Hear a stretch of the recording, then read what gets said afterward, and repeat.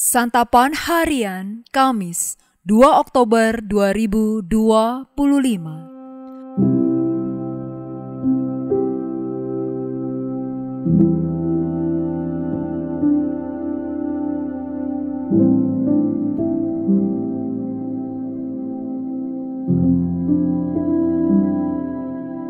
Inilah program Santapan Harian, sebuah program yang mengajak Anda menelusuri isi Alkitab, agar Anda menemukan makna firman Tuhan sesuai dengan konteksnya. Santapan Harian tertuju bagi Anda yang ingin memiliki kehidupan rohani yang segar, kuat, dan sigap.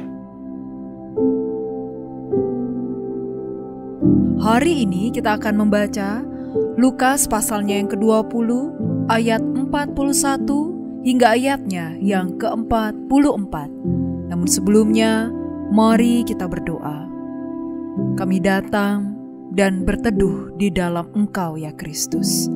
Dengan kerendahan hati, kami siap menerima serta melakukan sabdamu.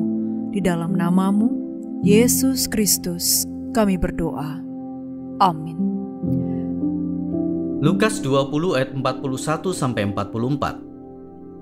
Yesus berkata kepada mereka, "Bagaimana orang dapat mengatakan bahwa Mesias adalah anak Daud? Sebab Daud sendiri berkata dalam kitab Mazmur, Tuhan telah berfirman kepada Tuanku, duduklah di sebelah kananku, sampai ku buat musuh-musuhmu menjadi tumpuan kakimu."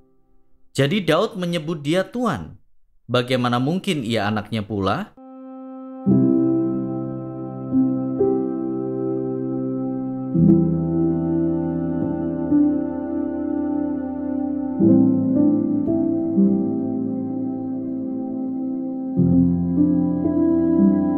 Sahabat Santapan Harian, peribahasa, buah jatuh tak jauh dari pohonnya, tentu tak asing bagi sebagian besar dari kita.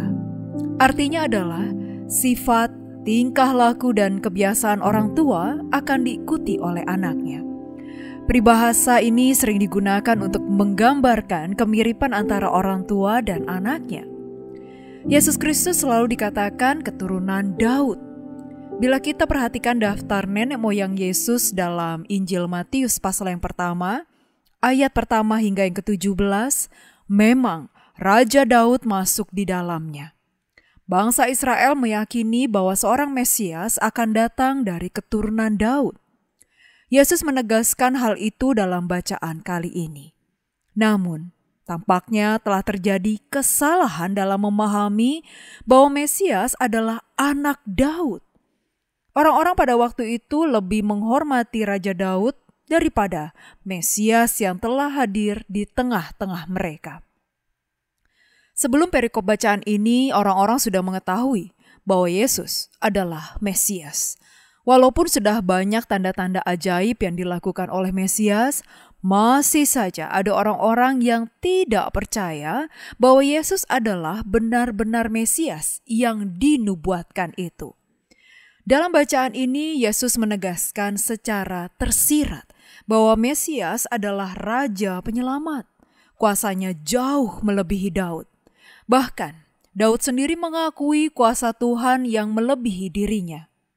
Daud adalah alat di tangan Tuhan, yang darinya Yesus Kristus diakui sebagai Mesias keturunan Daud.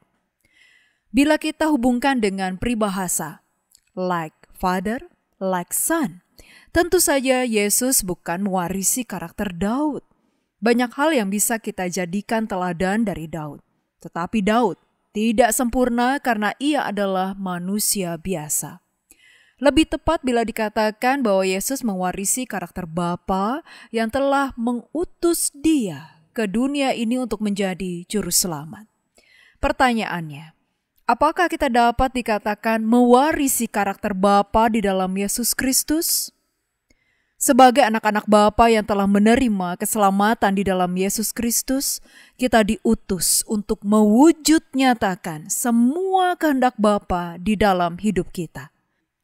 Andalkanlah kuasa Roh Kudus agar kita dimampukan untuk melakukannya. Mari kita berdoa.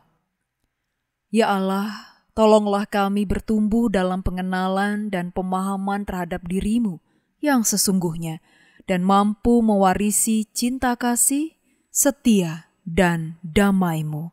Di dalam kasih dan damai-Mu ya Kristus Yesus, kami memohon.